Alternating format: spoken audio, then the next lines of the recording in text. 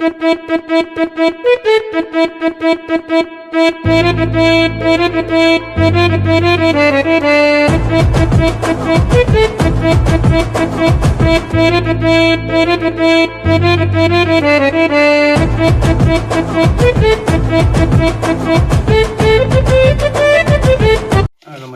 போட்டுக்க மாவுல?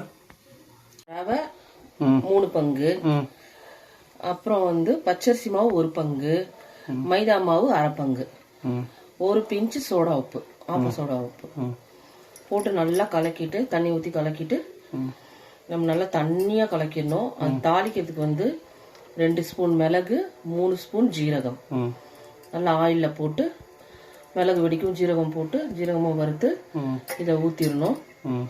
ஊற்றிட்டு கொத்தமல்லியை நல்லா பொடியாக நறுக்கி போட்டுடணும். போட்டு கலந்து வச்சுட்டு ஒரு 1/2 hour கழிச்சு ஊற்றிக்கலாம். உங்களுக்கு தேவைன்னா கேஷ்யூ நட் கூட போட்டுக்கலாம். நம்ம போட்டுக்கோம் இல்லையா? ஏற்கனவே சப்ஸ்கிரைபர் கேட்டிருந்தாங்க இல்லையா? ஆமாம், அவங்களுக்காகவே இன்னைக்கு சொல்லியாச்சு. Okay, thank you.